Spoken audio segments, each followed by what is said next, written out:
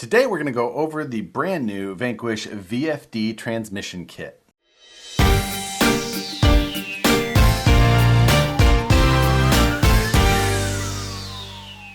What's going on, everybody? Today we've got the Vanquish VFD Transmission Kit here on the bench. And today what we're going to do is go through the assembly of this, show you what's included, and go over the features that this transmission has. The VFD transmission kit that you see here in front of you does have some differences compared to the VFD transmission that is included in something like the VS410 Pro kit. So that's something we're going to point out specifically today, showing you exactly what you get in this new product. The VFD transmission kit does come with the VFD specific skid plate that's needed to get this into a VS410 chassis. This kit will likely be good for custom builders who want to pair this with the VS410 chassis kit, or likely the VS410 Origin Limited owners that want to swap from the 3-gear style transmission that was included in that to the VFD transmission. So having the skid plate included to replace the one that comes in the VS410 chassis kit will be helpful. Starting towards the front side of the transmission, we'll work our way towards the tail section. This kit comes with the molded spur gear cover, 56 tooth 32 pitch spur gear, and an aluminum slipper eliminator setup. The kit also includes a plastic slipper eliminator set in the parts tree, but for the installation I would suggest using the aluminum one that is included as well. Next, we've got the new VFD molded 6mm thick motor plate.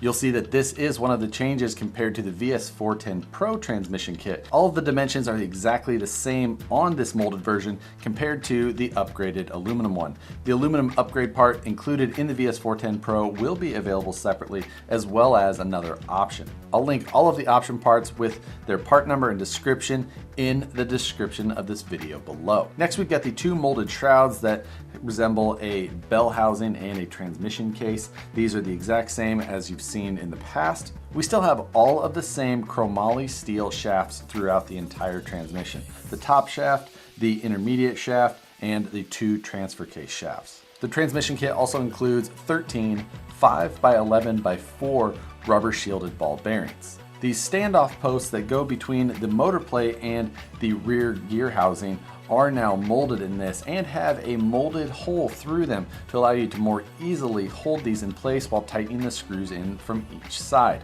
We'll get into the assembly of how this goes shortly. The front part of the transmission housing is exactly as you've seen before. The only thing that's changed with this is that there's now some optional covers for this top section here. Before, there was a cover that just had a Vanquish logo on top. Now you'll find a VFD cover as well as a scale style shifter assembly.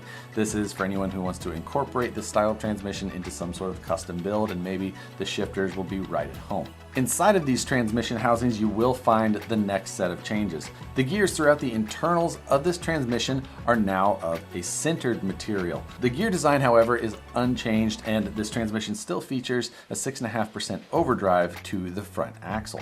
Optional gear sets for the transfer case to change the overdrive percentage will be available in the future, and that's made possible by the removable and replaceable bearing plates that go inside of the rear transfer case.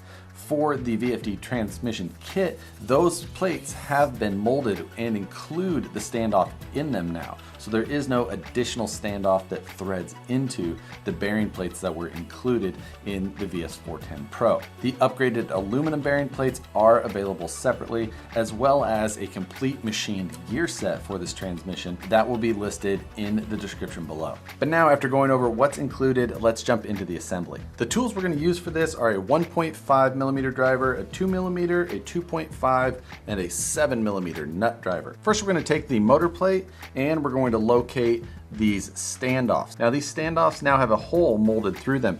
This hole is not in the center. You want to make sure that it's moved away from the motor plate when assembling this. Insert one of the 12mm long cap head screws through the motor plate and into the standoff. Once you get the standoff started, you can now take one of your smaller hex drivers and put it through that molded hole to keep the standoff from spinning. Once the standoff's tightened down, repeat with the other. Next, locate the long steel top shaft. Slide one of the 5x11x4mm bearings over it first, and then insert it into the back side of the motor plate. With the top shaft sticking through, First, put on the thin plastic spacer, followed by one of the M2 by 10 pins. And then we need to install the slipper eliminator disc. Now, I've already installed the spur gear onto this disc. When installing this, just match up the bolt pattern and use 3 screws to attach it. Make sure that it's centered, but you can adjust that later. We're just gonna get it bolted on for now. Slide the slipper eliminator over that pin, and then install the M4 nut onto the end of that top shaft. You can hold the spur gear to get everything tight. At this time, you can install your motor if you like. Note that there is a 13-tooth pinion included with this kit, and it's made for a standard 1/8" shaft. If you want to install the motor at this point, put the motor into place and make sure that your solder tabs are oriented to the side. This way, when you put on the shrouds, your motor tabs are still accessible. I'm gonna leave the motor out because you still can install this at the end. So I'm gonna leave the motor put to the side. Next, front half of the motor shroud. This slides over those 2 posts that we previously installed. It will slide all the way up to the motor plate, and then we need to attach the shroud to the motor plate with the included M2 screws.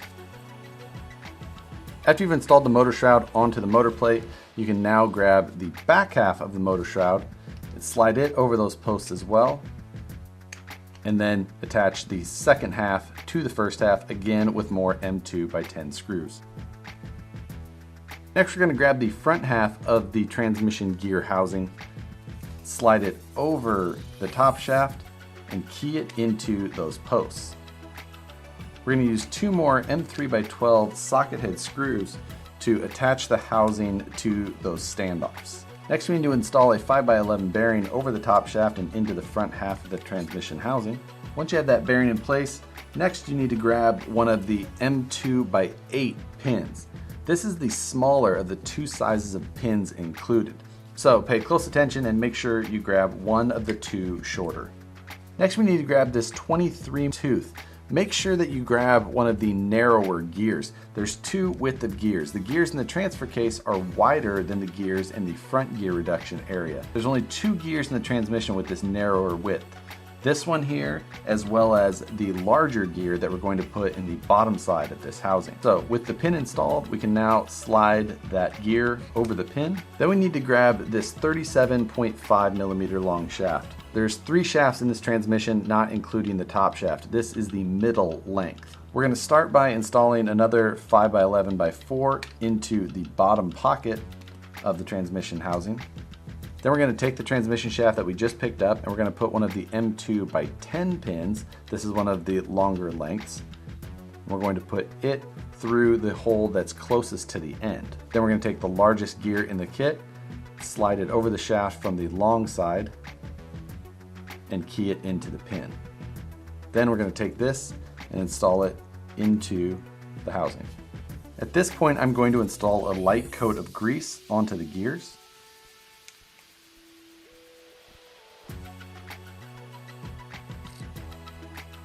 I'm going to spin it by hand just to make sure that it evenly coats all of the teeth. Next, I am going to take another 5 by 11 by 4 and put it onto the back side of that top gear. Then we're going to take the rear half of the front transmission housing, place it over the assembly.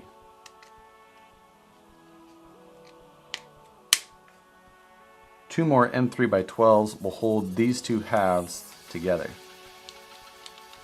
At this point, I'm going to install the new VFD cap onto the inspection plate cover of the transmission.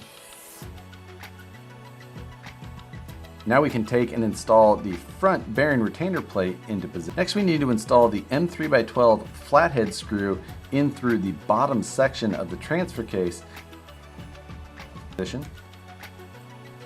This will only install one way with the standoffs facing outwards. Once it's in place, we can slide the 4 bearings into the pockets.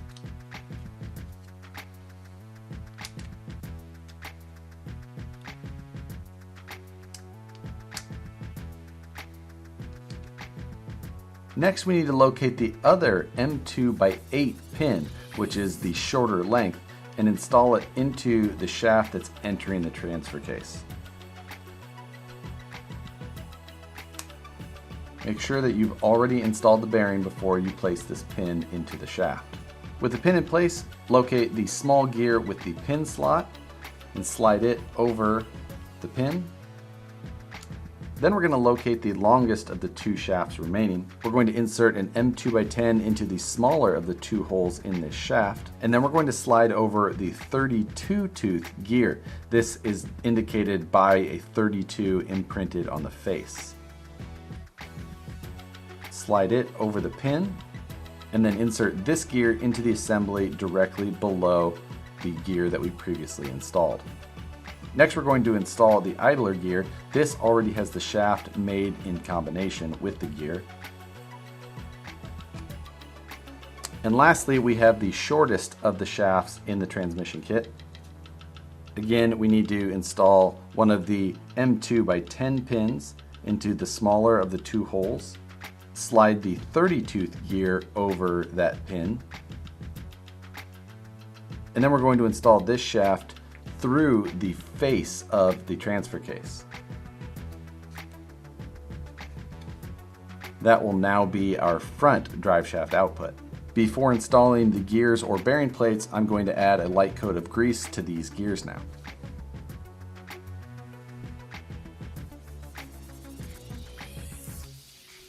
Next, we can install a bearing onto each of the exposed shafts, then take the second half of the molding bearing retainer plate and slide it over the bearings. And then at this point, we can install the back half of the transfer case. The M3x30 screw goes in through the top portion and threads all the way through the transfer case and into the front. One M3x12 inserts from the right side of the transmission, and one more on the bottom side of the transfer case. You'll find that you're left with one 5x11x4 bearing, and this goes to support the tail of that rear output shaft. At this point, we could now install our motor into position. The kit includes the larger washer head screws. These help disperse the load. At this point, you just need to set your gear mesh either by feel or using a piece of paper between the two gears, whatever method you find to be most useful. So now our transmission housing is complete. We could put our spur gear cover over it. Mounting the VFD also requires two mounting points at the front. Now these mounting points are integrated into the VS410 chassis kit, but two standalone mounts are included with the VFD package in case you want to install this in one of the VS410 Origin Limited kits and you don't want to remove the aluminum servo mounts that are included. So that covers what's included and how to assemble the Vanquish VFD transmission kit. If you have any questions, feel free to drop them in the comments below. There is a full instruction kit that comes with this, but in case you're more of a visual person and you'd rather have a video to follow, that's why I put this together. I also will be doing a step-by-step video taking this VFD transmission and transplanting it into the Vanquish VS410 Origin Black kit that I have here. So if you had purchased a VS410 Limited and were interested in this modification, I will have everything that you need, a full parts list. Now, if you've got a build using the VS410 chassis kit like I have here, then you may notice that the battery plate is in a position that will interfere with the VFD transmission. And you've got a couple of options there. You can either purchase the battery plate setup from the VS410 Pro kit, or a couple of other easy options are to take the existing battery tray that comes in this kit and just cut off the front part using the side position to mount your batteries. Yet another option is to take and spin the battery tray that comes in the VS410 chassis kit 180 degrees. That's also another option. But I'm sure that many of you are custom builders and will come up with your own solutions that fit your specific build best for you. But I will try and run through some of those options in the VS410 Black kit conversion to kind of show you what you can do if you're looking for options. But with all of that covered, thanks for watching. I hope you guys enjoyed this video. If you did, hit the like button, subscribe if you're not already, hit the notification bell so you see the videos as soon as they get uploaded. Once again, thanks for watching, and we'll see you on the next one.